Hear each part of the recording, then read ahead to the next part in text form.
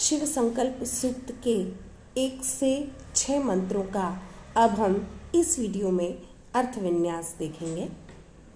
तो इस सूक्त का जो प्रथम मंत्र है वह है यज्जाग्रतो दूरमुदैति दैवं तदु सुप्तस्य तथैवैति दूरं गमं ज्योतिषां ज्योतिरेकं तन्मे मनः शिव संकल्पमस्तु। यहाँ इन 6 मंत्रों में जो अंतिम मंत्र का पाद है वह सब में समान मिलता है। तन में मनः शिव संकल्पमस्तु। इसका अर्थ है तम वह, में मेरा, मनः मन वह मेरा मन, शिव संकल्पम अस्तु शिव संकल्प वाला होवे। यह जो अंतिम अंश है प्रत्येक मंत्र का वह इन 6 मंत्रों में समान है और जिसका अर्थ है कि हमारा मन वह मेरा मन, स्तुतिकर्ता का मन शिव संकल्पों वाला, शुभ संकल्पों वाला, कल्याणमय संकल्पों वाला होवे।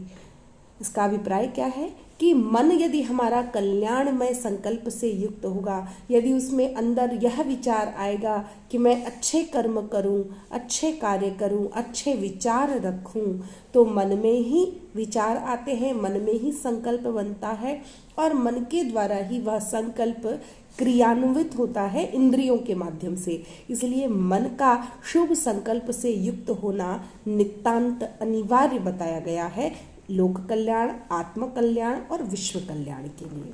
तो यहाँ पर भी जो अंतिम पाद है वह इसी महत्ता को द्योतित करता है। जैसा कि मैंने अपने पूर्व के वीडियो में भी बताया कि प्रत्येक वैदिक सूक्त का अपना एक देवता, ऋषि और छंद होता है और हम किसी भी वैदिक सूक्त का अध्ययन करने से पूर्व उसके देवता, ऋषि और छंद विन्यास की ओर ध्यान देते हैं। तो यह जो शिव संकल्प सूक्त है, जैसा कि मैंने बताया, यह यजुर्वेद से लिया गया है और शुक्ल यजुर्वेद की अध्याय संख्या 34 में यह 1 से 6 मंत्रों तक कहा गया है। और इसके जो ऋषि हैं वो आदित्य याज्ञवल्क्य माने गए हैं। इसमें देवता मनस है, यानी मन देव तत्व है, और छंद त्रिष्टुप छंद का इस संपूर्ण सूक्त में विन्यास उपलब्ध होता है। मंत्र के अन्वय की ओर जाएं तो यत जाग्रतो दूरम उदयति, इसका अन्वय देखेंगे। जाग्रतः यत दैवम दूरम उत एति, जागृत होते हुए यानी जागृत अवस्था में भी, यत जो, दैवम जो मन है हमारा, वह दूरम उत एति दूर की ओर चला जाता है। जागृत अवस्था में भी यह मन, हम यहाँ बैठे रहते हैं लेकिन हम सोचते हैं कि हम यहाँ जाएंगे, हम यहाँ ये करेंगे, हम घर जाएंगे तो हम ये कार्य करेंगे, हम छुट्टियों में यहाँ जाएंगे, तो मन हमारा यही है, हम यहीं बैठे हैं, लेकिन जागृत अवस्था में भी हमारा मन हमें कहीं दूर ले जाता है। तदु तत् उ, वही मन, सुप्तस्य सोई हुई अवस्था में, यानी सोते हुए मनुष्य का वही मन, तथैव एति वहीं से उसी प्रकार से आ जाता है। ठीक है। दूरं गमम ज्योतिषाम ज्योतिरेकम, समस्त ज्योतियों में जो अद्वितीय ज्योति रूप है, और दूरंगमम अत्यंत दूरगामी, यह मन का विशेषण है। दूरंगमा दूरगामी, और ज्योतियों में जो अद्वितीय ज्योति रूप वह मेरा मन, तन में मनः वह मेरा मन शुभ संकल्प वाला होवे। तो यहाँ कहा कि वह जो जागृत मन है, जब जागृत व्यक्ति का जो मन दूर चला जाता है, वही सोए हुए व्यक्ति का मन वहां से उसी प्रकार से वापस लौट आता है। और यह जो दूरगामी मन है, एक इसकी जो गति है वह अत्यंत द्रुत गति है, बहुत तेजी से कहीं पर भी पहुंच जाता है और उतनी ही तेजी से वहां से वापस आ भी जाता है। ऐसा दूरगामी और समस्त ज्योतियों में, यह ज्योति से तात्पर्य इंद्रियों से है, क्योंकि इंद्रियों को ज्योतिष स्वरूप माना जाता है। ज्ञान इंद्रियां और कर्म इंद्रियां, इन समस्त इंद्रियों में भी जो अद्वितीय इंद्रिय रूप है, यह भी इसका एक अर्थ किया जाता है। उभय इंद्रिय के रूप में जो विद्यमान है वह मेरा मन शुभ संकल्प वाला होवे। यह प्रथम मंत्र का अभिप्राय हो गया। अब द्वितीय मंत्र में आगे कहते हैं, येन कर्माण्यपसो मनीषिणो यज्ञे कृण्वन्ति विदथेषु धीरः यत् अपूर्वं यक्षमन्तः प्रजानां तन्मे मनः शिव संकल्पमस्तु।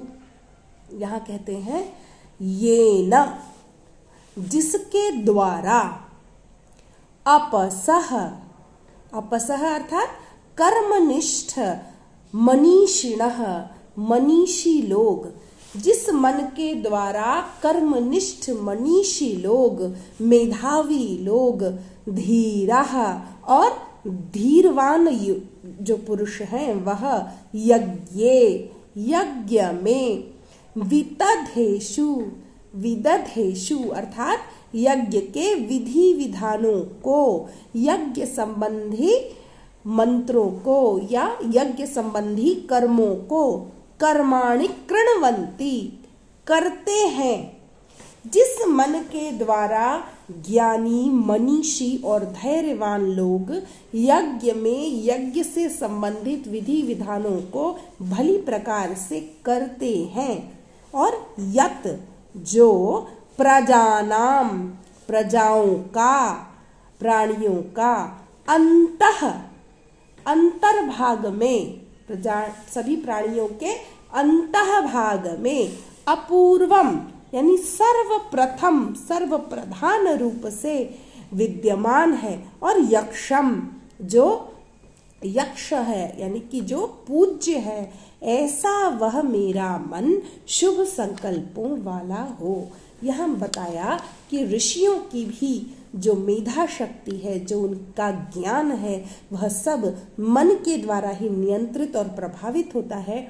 इसीलिए ऋषि भी यज्ञ के विधि विधानों को संपादित करते हुए उस मन के द्वारा ही नियंत्रित और एकाग्र होते हैं। इसलिए ऐसा जो सभी से पूर्व, सबसे प्रथम आ जाने वाला और प्राणियों के अंतः भाग में निवास करने वाला है, ऐसा वह मेरा मन शुभ संकल्पों वाला होवे। अब तृतीय मंत्र की ओर आगे बढ़ें तो कहते हैं, यत् प्रज्ञानमुत चेतो धृतिश्च यज्ज्योतिरन्तरमृतं प्रजासु यस्मान्नरिते किंचन कर्म क्रियते तन्मे मनः शिव संकल्पमस्तु। यहाँ पर बताया कि मन के संज्ञान के बिना कोई भी कर्म किया नहीं जा सकता।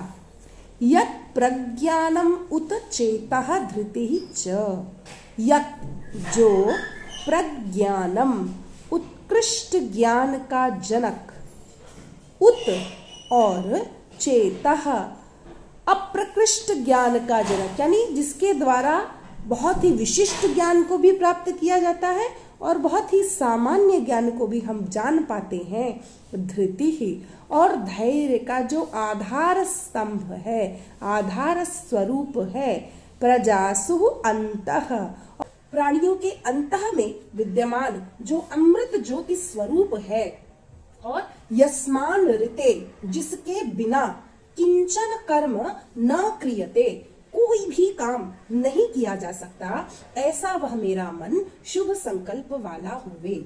यहाँ पर भी मन के स्वरूप और उसकी महत्ता का दिग्दर्शन करते हुए ऋषि कहते हैं कि यह मन इतना विशिष्ट है कि इस मन के कारण ही हम विशिष्ट ज्ञान को भी प्राप्त कर पाते हैं और सामान्य दैनिक जो जीवन के जो सामान्य बिंदु हैं उनको भी जान पाते हैं, और शास्त्रों के विधि विधान को भी हम इसी मन के द्वारा समझ पाते हैं। ऐसा ये अत्यंत विशिष्ट मन है जो कि प्राणियों के अंतःकरण में विद्यमान है, अमृत स्वरूप है। और ऐसा यह अमृत स्वरूप मन इतना विशिष्ट है कि इसके संज्ञान के बिना कोई भी कार्य नहीं किया जा सकता, और ऐसा ये अति विशिष्ट अमृत रूप और अंतःकरण में विराजमान मन शुभ संकल्पों वाला होवे, ऐसी ऋषि प्रार्थना करते हैं। अब चतुर्थ मंत्र में कहते हैं ये नेदम भूतम भुवनम भविष्यत् परिग्रहीतम अमृतेन सर्वम येन यज्ञस्तायते सप्तहोता तन्मे मनः शिव संकल्पमस्तु।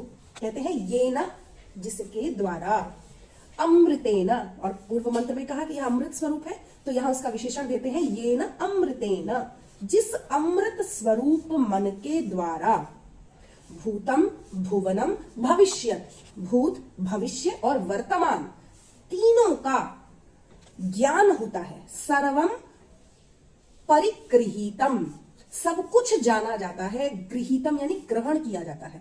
इस मन के द्वारा ही भूतकाल का, वर्तमान काल का और भविष्य काल का सब कुछ ग्रहण किया जाता है। ये न यज्ञस्तायते सप्त होता, ये न सप्त होता यज्ञस्तायते, और जिसके द्वारा सप्त होता, सात जो होता गण है, होताओं की संख्या 7 मानी जाती है। और ये होता क्या है, ऋग्वेद के ऋत्विक को होता कहा जाता है। जो ऋग्वेद के ऋत्विक होते हैं, यानी ऋग्वेद के मंत्रों का यज्ञ में उच्चारण करने वाले जो ऋषि हैं वह ऋत्विक कहलाते हैं। और उन ऋत्विकों की संख्या, उन ऋत्विकों में जो ऋग्वेद का ऋत्विक है वह होता कहलाता है। और उस होता के भी 7 प्रकार बताए गए हैं। तो यहाँ कहा कि 7 होता मिलकर इस यज्ञ में, इस मन के द्वारा ही यज्ञस्तायते, यज्ञ का विस्तार करते हैं। तायते यानी विस्तार करते हैं, यानी यज्ञ में भी जितने भी कर्म होते हैं वह मन के द्वारा ही संचालित और संयमित होते हैं। ऐसा वह मेरा मन शुभ संकल्पों वाला होवे, ऐसा यह ऋषि प्रार्थना कर रहे हैं। अब हम पंचम मंत्र की ओर बढ़े तो पंचम मंत्र में कहते हैं यस्मिन् ऋचः साम यजुंष यस्मिन् प्रतिष्ठिता रथ नाभा विवारः यस्मिन् चित्त सर्वमोतम प्रजानाम तन्मे मनः शिव संकल्पमस्तु। अब ये बहुत महत्वपूर्ण मंत्र है। इसमें कहते हैं यस्मिन्, अब यहाँ ये नहीं कहा, यस्मिन् कहा। यस्मिन् मतलब जिसमें, सप्तमी विभक्ति का प्रयोग है। जिस मन के अंतर्गत, जिस मन में, यहाँ अधिष्ठान के रूप में मन को लिया गया है, जिस मन में ऋचः, ऋचाएं, साम, सामवेद के मंत्र, यजुंषि, यजुर्वेद के मंत्र प्रतिष्ठित है। कैसे प्रतिष्ठित है, रथ नाभा विवारा, रथ नाभौ इव आरह, जैसे रथ की नाभि में, रथ का जो मध्य का भाग है उससे अरियां यानी उसकी जो तीलियां जुड़ी होती हैं, उसी प्रकार से यह मन केंद्रीय स्थित है। और सभी जो ऋग्वेद, यजुर्वेद, सामवेद के मंत्र रूपी जो भाग है वह अरियों के समान उस मन से ही जुड़े हुए हैं। इस प्रकार से अति विशिष्ट केंद्र स्थानीय वह मन है, ऐसा यहाँ बताने का अभिप्राय है। फिर कहा यस्मिन् चित्तम सर्वमोतम प्रजानाम, और यस्मिन्, जिसमें, जिस मन में, प्रजानाम, प्राणियों का, सर्वम, सब कुछ, ओतम, अनुस्यूत है। जिस मन में, यस्मिन् प्रजानाम सर्वम चित्तम ओतम, जिस मन में प्रजाओं का समस्त ज्ञान, समस्त विचार, समस्त भाव अनुस्यूत है, उसके अंदर प्रविष्ट है, ऐसा वह मेरा मन, तन्मे मनः, ऐसा वह मेरा मन सम्यक विचारों वाला, शुभ संकल्पों वाला होवे, ऐसे ऋषि प्रार्थना करते हैं। अब इस सूक्त का जो अंतिम मंत्र है, अंतिम जो ऋचा है, उसकी ओर हम ध्यान देंगे। यह कहते हैं सुशारथी रश्वान्निव यन मनुष्यान् नेनीयते अभिशुभिर्वाजिन इव हृत प्रतिष्ठम यदजिरम जबिष्ठम तन्मे मनः शिव संकल्पमस्तु।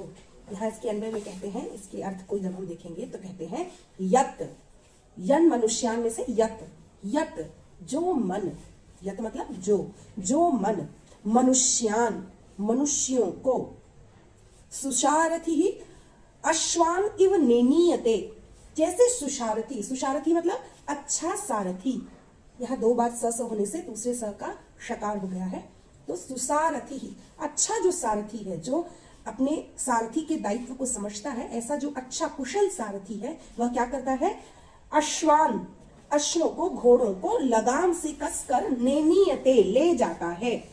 वैसे ही यत जो मन, मनुष्यान नेनीयते, मनुष्यों को ले जाने वाला है, अभिशुभि वाजिन इव मनुष्यान कर्मसु प्रेरति, और जैसे कि लगाम के द्वारा नियंत्रित घोड़ों को सारथी आगे बढ़ने के लिए प्रेरित करता है, उसी प्रकार से जो मनुष्यों को कर्मों को करने में प्रेरित करता है।